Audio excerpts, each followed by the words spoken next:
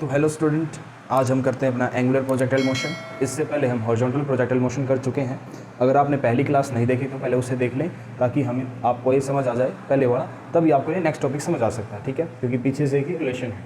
तो आज हम देखते हैं एंगुलर प्रोजेक्टाइल और इसका बेसिक क्या। सबसे पहले बेसिक देखते हैं एंगुलर प्रोजेक्टाइल का बेसिक है क्या। देखो, एंगुलर प्रोजेक्टाइल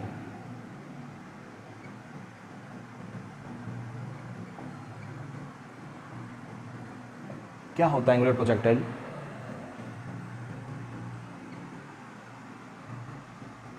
मान लेते हैं मैंने या फिर किसी भी XYZ पर्सन ने किसी बॉडी को थ्रो किया ऊपर हवा में।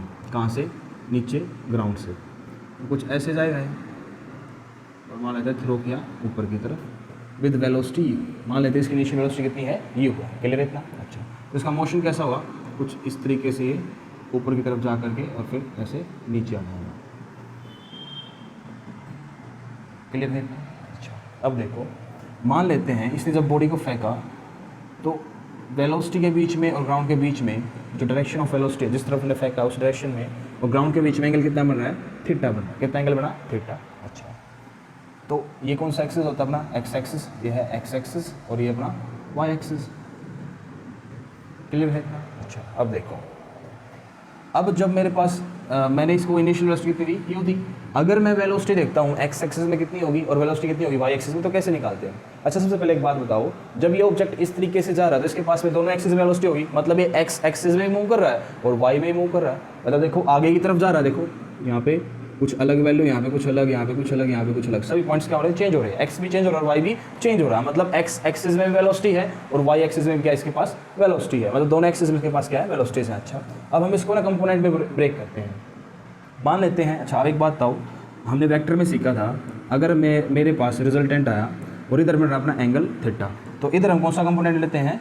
कोस थीटा, जिस तरफ एंगल होता है, और जिस तरफ एंगल नहीं होता उधर कौन सा लेते हैं हम? Sine theta. तो इस तरफ कौन सा? R sine theta. इस तरफ कौन सा हो जाएगा? R cos theta.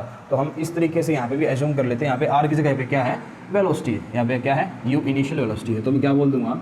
X direction में इनिशियल वेलोसिटी कितनी है? यू कोस थीटा, और वाई डायरेक्शन में इनिशियल वेलोसिटी कितनी है, या फिर वाई डायरेक्शन में वेलोसिटी कितनी हो जाएगी? You sine theta. कितनी हो जाएगी? You sign. क्लियर है इतना? क्लियर है इतना? अच्छा, अब देखो, अगर मैं बात करता हूँ फॉर एक्स एक्सिस, तो यहाँ पे इनिशियल वेलोसिटी कितनी आई है? You cos theta. अच्छा, अगर मैं पूछूं कि यहाँ पे एक्सेलरेशन कितनी होगी? Acceleration in x axis. देखो, हमने एक चीज़ देखी थी कि जब हम इसको प्रोजेक्टाइल मोशन में, हॉरिजॉन्टल में मैंने समझा था इस चीज़ को, हम प्रोजेक्टाइल मोशन में इनिशियली क्या मान के चलते हैं कि हमने इसको एक कांस्टेंट वेलोसिटी से थ्रो किया है, और दूसरा हम क्या मानते हैं कि इसके ऊपर ए रेजिस्टेंस कितना है? नेग्लिजिबल है। जब हम इस बॉडी को प्रोजेक्ट किया तो उसके पास ए रेजिस्टेंस कितना है? नेग्लिजिबल है, 0 के बराबर है, और साथ ही इनिशियल वेलोसिटी क्या है? कांस्टेंट है। तो अगर मैं यू को कांस्टेंट मानता हूँ, थीटा भी क्या कांस्टेंट? थीटा भी तो चेंज नहीं होने वाला है, जो थीटा स्टार्टिंग में वही रहेगा, थीटा भी। तो टोटल क्या होगा? अपने पास में कांस्टेंट हो गया। और जब भी अपने पास इनिशियल वेलोसिटी कांस्टेंट हो या फिर वेलोसिटी कांस्टेंट हो, तब एक्सेलरेशन कितनी हो जाती है? 0 हो जाती है। कितनी हो जाती है? 0 हो जाती है। क्लियर है?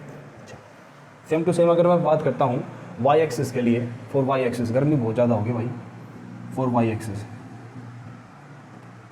अगर मैं बात करता हूँ वाई एक्सिस के लिए, तो वाई एक्सिस के लिए क्या होगा? देखो, यहाँ पे हम लेंगे यू वाई, और अब की बार यू वाई 0 नहीं है। देखो, हॉरिजॉन्टल में हमने यू वाई कितना लिया था? 0 लिया था, क्योंकि वहाँ पे बॉडी के पास x initial velocity y axis कितना था? 0 था। लेकिन यहाँ पे इनिशियल वेलोसिटी है वाई एक्सिस के लिए कितनी है? U sine theta. कितना है?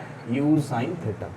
अच्छा, अगर मैं बात करता हूँ एक्सेलरेशन इन वाई एक्सिस, अगर मैं बात करता हूँ एक्सेलरेशन इन वाई एक्सिस, अब देखो एक्सेलरेशन कितनी होगी? जब भी हम किसी बॉडी को अंडर ग्रेविटी ऊपर से नीचे छोड़ते हैं, अगर मैं बोलूँ अंडर द ग्रेविटी, इस अर्थ के ऊपर अगर मैं किसी ऑब्जेक्ट को ऊपर से नीचे की तरफ फेंक दूँ या फिर फ्री फॉल करवा दूँ, तो हम वहाँ पे जी को प्लस लेते हैं। क्या लेते हैं? वहाँ पे प्लस लेते हैं। लेकिन अगर मैं इसका उल्टा काम करूँ, नीचे से ऊपर की तरफ किसी ऑब्जेक्ट को फेंकूँ, तो वहाँ पे एक्सेलरेशन क्या होती है? Gravity, acceleration due to gravity कितनी हो जाएगी? माइनस हो जाएगी। यहाँ पे कितनी हो जाएगी? माइनस जी।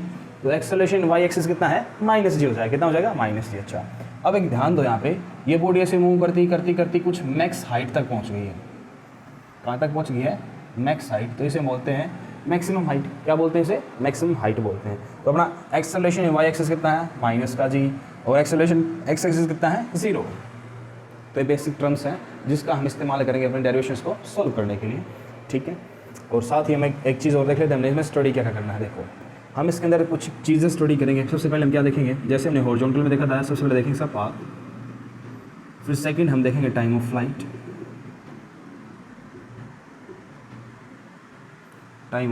फ्लाइट, थर्ड हम देखेंगे इसकी मैक्सिमम हाइट कितनी होती है, एच मैक्स कितनी आएगी अपने पास, और फोर्थ हम इसके अंदर देखेंगे रेंज। तो हम इसके अंदर अपने 4 टॉपिक्स को स्टडी करेंगे, path, time of flight, maximum height and range study करेंगे। ठीक है।